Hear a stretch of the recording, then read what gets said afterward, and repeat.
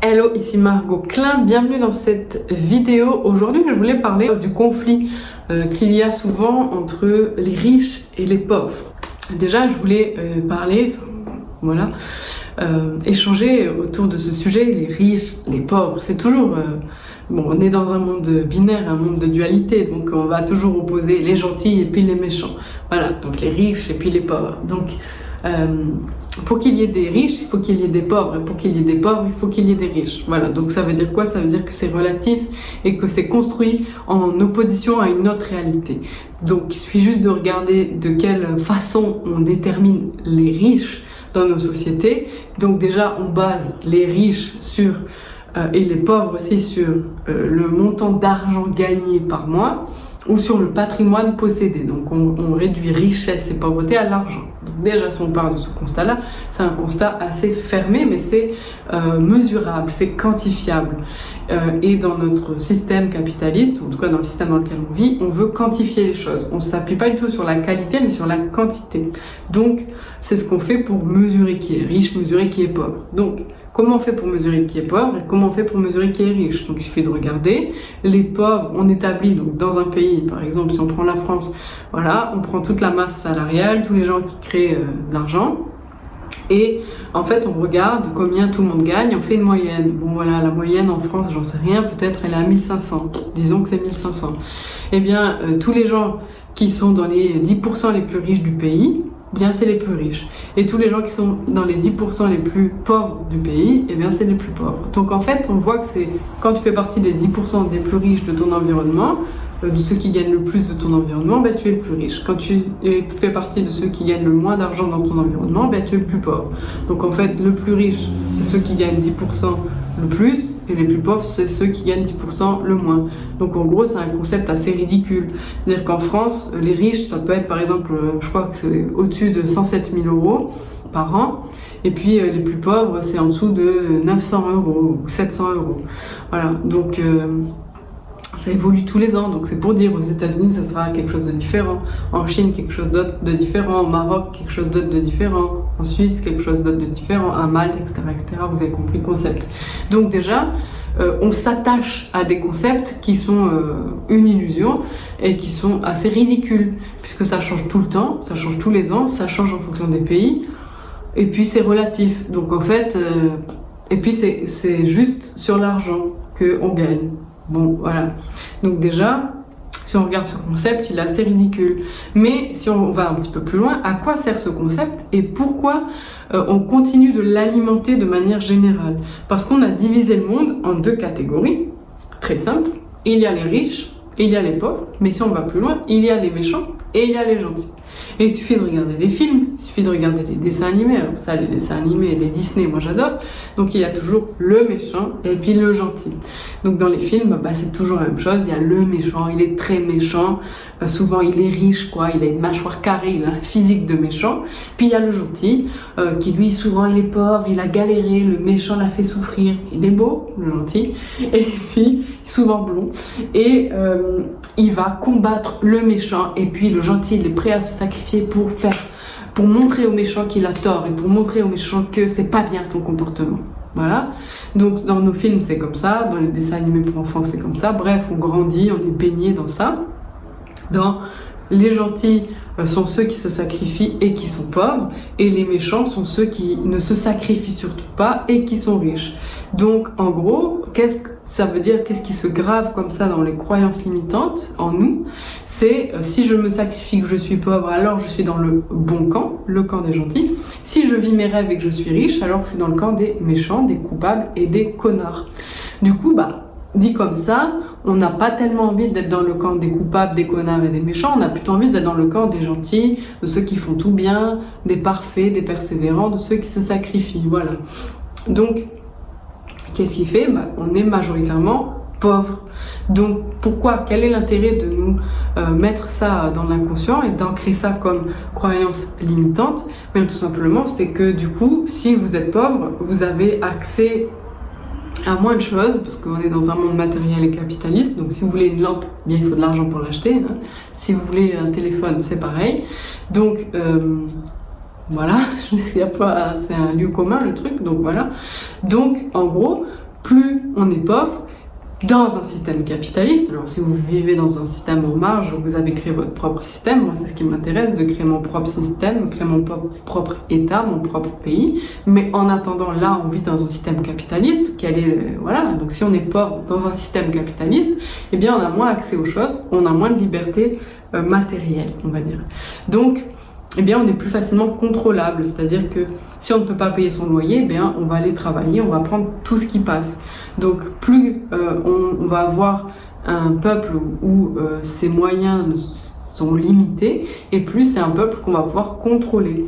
Donc, aujourd'hui, l'argent, dans la majorité des sociétés, des gouvernements, des pays, est un outil de contrôle, l'argent. Donc, parce qu'il suffit de voir, plus vous êtes riche, et on dit souvent ça, les riches, ils n'appliquent pas les lois, les riches Amazon ne payent pas la TVA en France, ce genre de choses. Pourquoi ? Parce qu'en fait, ça je prends un cas extrême, tu vois, c'est pas, voilà, c'est un cas extrême. Mais si on le dépolarise, en fait, on voit bien que quand on a de la richesse, on a plus de liberté matérielle dans ce monde. Après on peut être riche et ne pas se sentir libre, ça c'est autre chose, hein. Ça, c'est un sentiment, la liberté, mais pour faire l'expérience de notre liberté dans le monde matériel, ça passe aussi par l'outil argent. Donc quand on a de l'argent en abondance, on a plus de liberté en abondance matérielle. Voilà, donc c'est sûr qu'on est moins facilement contrôlable. On va plus avoir, par exemple, un exemple tout con, on peut voyager davantage, on peut choisir sa résidence, son lieu de vie, là où on veut résider beaucoup plus facilement. On peut créer plus de choses. On peut choisir d'aller manger dans des restaurants plus variés, etc., etc. C'est des exemples un peu bidons, mais c'est juste ce qui me vient en tête. C'est-à-dire qu'on a plus de liberté de mouvement. Quand on a moins d'argent, on a moins de liberté de mouvement. Alors oui, on peut aller autour de chez soi, mais si on n'a pas de voiture, on ne peut pas aller très loin, on ne peut pas voyager, etc., etc. Je ne dis pas que c'est des choses qui sont nécessaires, je dis juste que c'est l'outil argent est un moyen de contrôle et j'essaie de l'illustrer là. Donc, en fait, la différence entre les riches et les pauvres, aujourd'hui, elle est mesurée par le niveau d'argent ou le montant d'argent. Bon, alors, juste de se rendre compte que ces concepts, ils sont un peu surfaits, ils sont illusoires déjà, puisque c'est relatif. Donc pour qu'il y ait des pauvres, il faut qu'il y ait des riches, parce que si on avait tous le même niveau d'argent, il n'y aurait pas de riches, il n'y aurait pas de pauvres. Mais est-ce qu'on veut un monde comme ça ? Non, parce qu'on veut pour la majorité, alors ça change peut-être, mais j'ai publié un article, je vous le mettrai dans la description, hein, il est gratuit. Je posais la question, est-ce qu'on veut vraiment un monde nouveau ? Est-ce qu'on est prêt à collectivement abandonner notre confort ? Est-ce qu'on est prêt collectivement pour la décroissance ? Parce que c'est facile de demander la décroissance quand on vit de la croissance. C'est facile de demander la décroissance quand on est dans l'abondance. Mais quand on n'est pas dans l'abondance, c'est pas facile de demander la décroissance. Donc est-ce que collectivement, on est tous prêts à abandonner notre confort, nos habitudes et tout ce qu'on connaît aujourd'hui pour un monde nouveau? Donc c'est ça, est-ce que collectivement on est prêt à abandonner l'idée de richesse et de pauvreté? Finalement, c'est des concepts qui nous comment on hérisse le poil, on dirait en français, qui nous révolte, mais est-ce que se demander si derrière on n'a pas envie d'avoir plus d'argent? Est-ce qu'on n'a pas envie d'être plus libre? Est-ce qu'on n'a pas envie d'être plus comme les riches? C'est des choses où en France, beaucoup, il y a une mentalité de je fuck les patrons sont des connards, c'est des enculés, mais aujourd'hui on voit bien que c'est eux qui proposent des masques. On aimerait bien que notre patron nous paye, on aimerait bien que notre patron nous propose toujours du travail après cette crise, on aimerait bien toujours avoir un travail qui nous passionne après cette crise, on aimerait bien soit ouvrir son entreprise et devenir son propre patron. Donc c'est pareil, est-ce que voilà, on est prêt à faire du reframing sur ces idées de riches et de pauvres, de patrons, d'employés, et de passer de l'autre côté du miroir?